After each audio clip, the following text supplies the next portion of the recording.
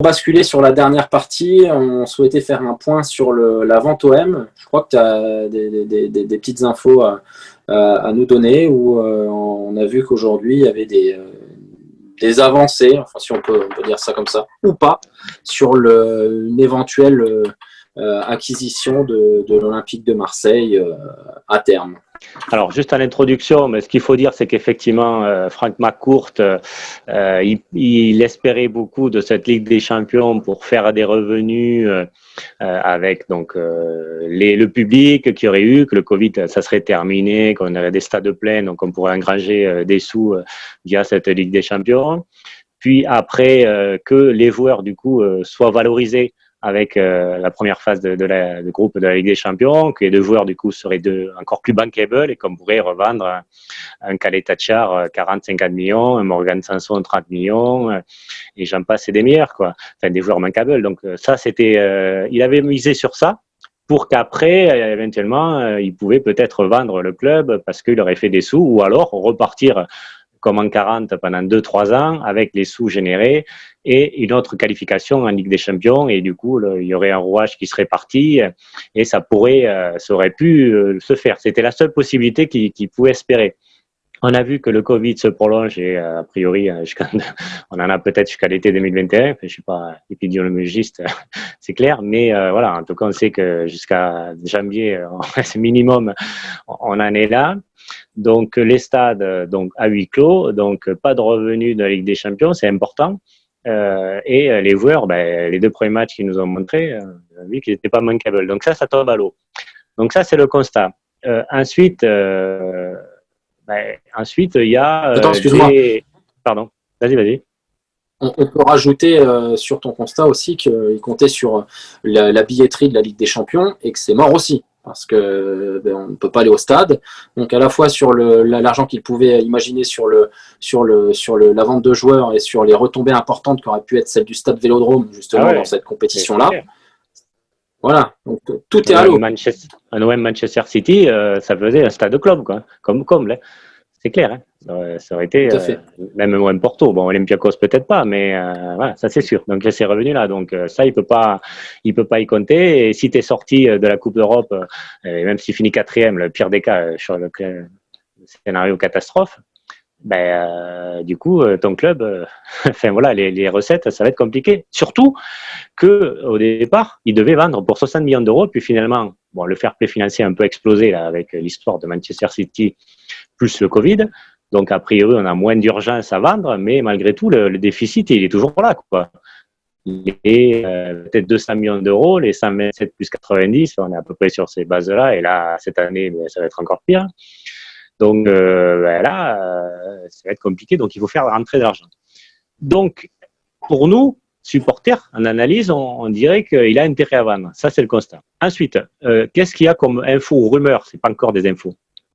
Je vais toujours mettre, quand on parle de la vente OM, des pincettes. Attention, hein. C'est parenthèse, on n'est pas des insiders. Voilà, on met toujours des. On n'est pas là pour affirmer quoi que ce soit, mais simplement pour relayer. Personne ne le sait. Et puis même que dans un transfert, moi je fais souvent le parallèle avec les transferts, comme Mario Jardel m'a parlé dans une autre émission, il peut être à la commanderie, aller signer, comme était d'ailleurs Molleux, je ne sais plus comment il s'appelle, le latéral droit norvégien qui devait signer le mercato d'hiver. Il était à la commanderie et le contrat est signé. Hein. C'est Genk qui au dernier moment a changé. Donc tout est possible à un transfert. Alors je ne vous explique même pas pour un rachat de club. Ça c'est un truc. Donc ça c'est en parenthèse, mais c'est important de le signaler.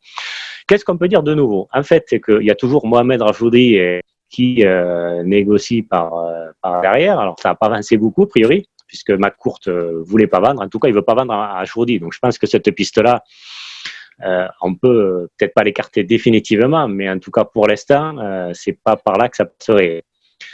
Par contre, alors ça, c'est sur Twitter. Mourad Boudjela, je pense que vous avez suivi souvent, il aime bien commenter les supporters qui le sollicitent sur la vente OM. Hein. Au début, il retweetait, il mettait quelques messages. Mais là, il s'est un peu calmé, mais là, il a remis un peu le feu aux poudres sur un tweetos qui lui a demandé, en gros, si la vente OM était toujours d'actualité et si le projet qu'il avait était bien en place. Il a liké, donc ça voulait dire qu'en gros, il est toujours en place. Quoi. Il y a un toujours projet là. Donc, on ne peut pas se fier que sur ça, mais ça prouve que voilà, Boudjela lui-même a dit ça. Et là, il y a une autre rumeur, on n'est pas dans l'info encore, une autre rumeur. Alors déjà, si, il y a un truc qui est acté. Il y a Football Club de Marseille qui l'a mis sur ce site, là, je suis en train de le lire, où McCourt a un peu changé l'organigramme. En fait, il a donné les clés en fait à Jeffrey Ingram, qu'il a nommé directeur général délégué d'Eric Soccer. Eric Soccer, c'était avant comment il s'appelle, Robert Louis Dreyfus et Marguerite Dreyfus. C'était la société qu'ils ont fait pour acheter l'OM. Et donc, quand McCourt a racheté, ils ont dû racheter cette part de société Eric Soccer. Donc, il a nommé lui directeur général délégué. Donc, c'est-à-dire que McCourt prend du recul, quoi. Et donc, il nomme cet homme de confiance. Hein. Donc, de nommer un homme de confiance, pourquoi il fait ça? Donc, là, c'est que de la supposition qui pourrait peut-être éventuellement sur une vente OM. Mais ce qui est intéressant par rapport à ce bonhomme-là, c'est que c'est lui qui avait déjà suggéré de virer Andoni Zubizarreta à Franck McCourt, et il lui avait dit aussi de vendre à Ajrodi. C'est lui qui lui avait forcé en disant à Franck McCourt, il faut vendre à Ajrodi. Alors McCourt ne l'a pas écouté, mais maintenant qu'il lui est à la tête, ça peut vouloir dire que peut-être ça a un peu changé. L'autre chose qu'il y a, c'est que là, par contre, c'est des infos, deux rumeurs qu'on m'a confirmées par des journalistes qui m'ont confirmé une info qui circule, comme quoi Mourad Boudjelal serait maintenant sur un autre projet, un projet qu'on avait entendu pendant le confinement de Walid Ben Talal qui n'a jamais exclu, quand on l'interrogeait sur un éventuel rachat de l'OM, il n'a pas démenti, il n'a jamais démenti, comme a pu le faire Franck McCourt ou d'autres, quoi. Il n'a jamais démenti. Mais par contre, on le sait maintenant, Fabrice Lamberti, quand je l'avais interrogé sur... Pardon, tu voulais intervenir? Oui, justement, Bin Talal, il avait toujours d'ailleurs, et c'était toujours projeté, en tout cas pas lui évidemment, mais les personnes qui parlaient pour lui dans son entourage, sur la saison prochaine. C'est ça. Si tu reprends ce qui s'est passé cet été, quand son nom a été cité, il n'était jamais cité pour une acquisition immédiate, mais toujours pour la saison qui allait arriver, donc la saison qui arrivera à partir de juillet prochain. Donc, effectivement, ce n'est pas forcément étonnant qu'on entende parler de lui à ce moment de la saison. C'est ça, c'est Fabrice Lamberti, donc journaliste de la Provence, qui avait reçu Mohamed Rajroudi et aussi Boudjelal ensuite, qui me l'a confirmé. Il avait dit Walid Ben Talal, c'est vrai qu'il est intéressé par l'OM, mais il n'est pas intéressé cette saison. Ça serait pour juin 2021, où là, effectivement, il pourrait rentrer dans la danse pour faire une proposition d'achat. Et on sait que lui, il a quand même des moyens beaucoup plus élevés. C'est une des plus grandes fortunes mondiales, beaucoup plus qu'Ajrodi et beaucoup plus forcément que McCourt.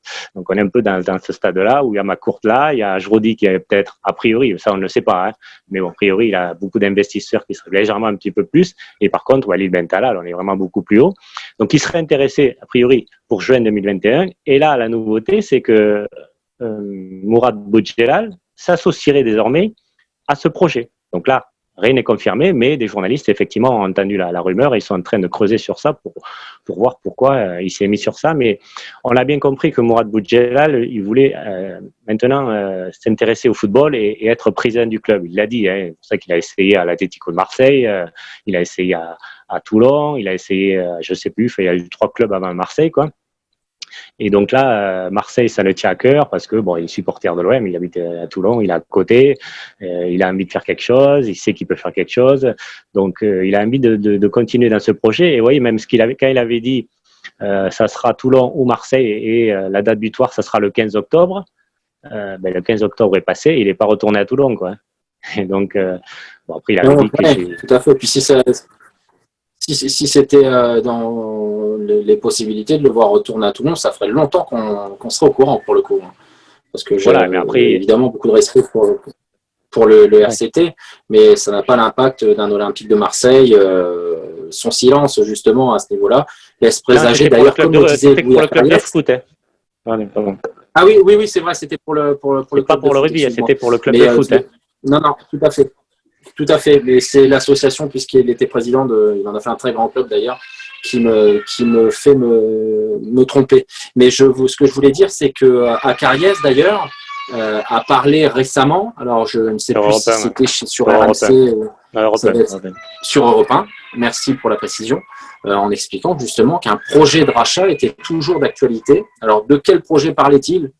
Bien malin qui sera le Non, non, Douillet, non, mais il y a toujours quelque chose qui se trame.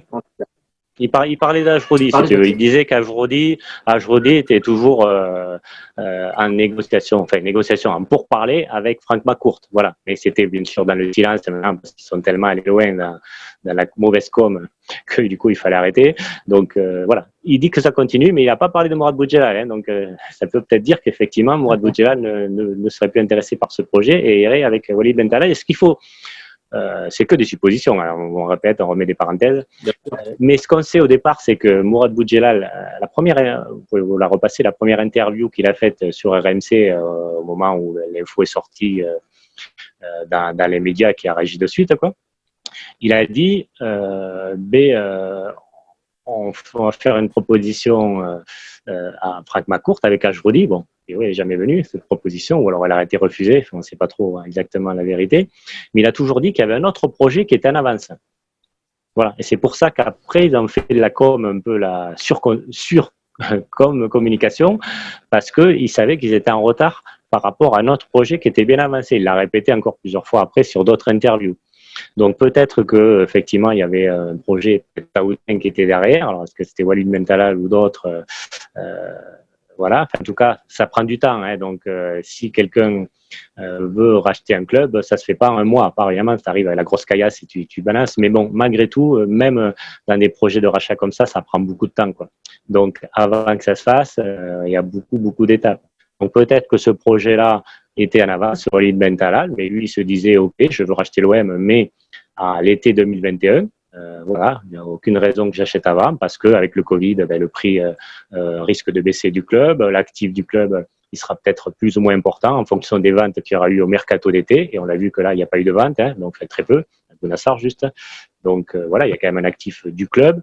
Après, voir la Ligue des Champions, les recettes qui vont rentrer, les déficits, enfin voilà. Donc, ils attendent vraiment de voir à l'été 2021, concrètement, les comptes, qu'est-ce qu'il y aura, et peut-être que Franck McCourt aussi, ce que disait Boudjelal par rapport au projet Ajrodi, mais c'est valable pour tout le monde, qui sera forcément coincé parce que lui, McCourt, lui, qu'est-ce qu'il est venu faire à Marseille? C'est pas pour le foot, hein, il connaît rien au soccer. Hein. Il est venu faire de l'argent, donc il a essayé de faire avec l'immobilier, il en a gagné un peu, mais il espérait un peu plus avec le Parc Chalon ou autre. A priori, c'est un peu mort avec la nouvelle municipalité. Voilà, donc il peut pas trop gagner maintenant dessous. Et lui, qu'est-ce qu'il veut? Il veut revendre le club très cher et avoir d'autres affaires, comme il a fait avec les Dodgers, avec la franchise américaine, où il a acheté, alors je sais plus exactement le prix, mais je sais qu'il a fait x3 ou x4 à la revente. Je crois que c'est 400 millions qu'il a remis 1,2 milliard, je crois que c'est à peu près ça. Enfin, en tout cas, il a fait qu'une butte financière, alors que le club était dans la nasse totale au niveau sportif et financier, mais lui, par contre, il a fait du fric. Donc, il veut faire ça, lui, clairement. Donc, si on lui propose 300 millions d'euros, il ne les prendra pas. Pourquoi? Parce qu'il a investi, a priori, 350 millions déjà au club. Donc, il voudra qu'on lui en donne beaucoup plus et qu'on lui propose des affaires. Donc, c'est pour ça que peut-être qu'il sera coincé en fin d'année et que là, du coup, là, il pourra vendre. Et si on lui propose beaucoup d'argent, il dira oui. Donc, c'est pour ça qu'on peut peut-être tabler sur ça sur l'été 2021 et ces nouvelles rumeurs pourraient aller dans ce sens, quoi. Alors, évidemment, d'ici là, ça peut beaucoup bouger. Il faudra voir le Covid, comment ça se passe. Média aussi, comment ça se passe avec le diffuseur, parce que forcément, s'il n'y a plus de diffuseurs, il y a moins de fric qui rentre. Donc, est-ce que c'est bon pour McCourt? Non. Mais est-ce que c'est bon pour les repreneurs? Ça, c'est la grosse question aussi. Donc, il y a beaucoup d'incertitudes, mais il y a peut-être une possibilité. Bien, écoute, on espère que l'avenir te donnera raison sur l'ensemble justement des éléments que tu viens de nous donner, parce que pour moi, de toute façon, je ne vois pas d'avenir à l'Olympique de Marseille sans rachat. On voit bien que c'est compliqué. Et en plus, Franck McCourt avait déjà perdu quand même une partie de sa fortune qui l'avait déclassé. Tu sais, tu as vu comme moi certainement qu'il était milliardaire et qu'il ne l'est plus. Le problème, si tu veux, c'est que j'ai l'impression que McCourt, qui est quand même quelqu'un qui est très bon en affaires, et comme tu le disais tout à l'heure, même pris à la gorge, il n'acceptera pas un montant qui lui permettra de dire je fais table rase de ce qui s'est fait, ça m'a pas coûté 1 euro, je prends et je m'en vais. Non, il voudra pas ça, c'est pas la peine de lui proposer ça. Et c'est d'ailleurs ce que le projet d'Ajourdi et Boudjelal au début de l'été proposé, c'est-à-dire qu'ils avaient fait un calcul de ce qu'avait coûté l'OM à McCourt et puis il lui proposait de récupérer son argent. Mais c'est pas ce qu'il veut de toute façon. Lui, ce qu'il veut, c'est soit justement tirer bénéfice d'une éventuelle qualification pour cette ligue fermée qui permettrait justement d'avoir des droits TV qui explosent et donc de pouvoir faire une belle culbute, ou alors de compter sur un investisseur qui est de toute façon avec lequel il va s'entendre sur un prix. En espérant qu'il n'y ait pas de saignée d'effectifs comme on a pu le connaître sur une partie de la saison avec l'effectif les dernières ventes de Vincent Labrune où je ne sais pas si tu te rappelles, mais c'était quand même dramatique. On avait Franck Passy comme entraîneur, Rod Fanny qui nous faisait quand même le plaisir de revenir derrière, mais qui avait 34-35 ans. L'effectif était quand même dépeuplé, donc on avait eu la chance d'avoir Gomis qui est venu et heureusement d'ailleurs, mais on ne s'est jamais remis de son départ. Donc là, j'espère que si tu veux, la transition sportive sera quand même mieux gérée. Alors, est-ce que l'évaluation des joueurs doit être prise en compte justement dans l'acquisition? Je le préférerais plutôt que d'avoir un exode massif des joueurs. C'est pris en compte. C'est pour ça que c'est un peu surprenant parce qu'on pensait qu'il allait vraiment vendre à tout va cet été parce qu'il y avait des trous abyssales dans les finances, quoi. Et finalement, il a vendu que pour 8 millions, quoi. Donc, du coup, le déficit est important. Il a remis 8 millions pour Luis Enrique en plus, et il voulait mettre ce que j'ai vu sur l'attaquant maintenant de Benfica, où l'OM était proche de le faire signer. C'était 15 ou 20 millions, 25 millions, je ne sais plus même. Enfin, l'OM était a priori dessus, était donc prêt à lâcher 20-25 millions d'euros sur un attaquant, quoi.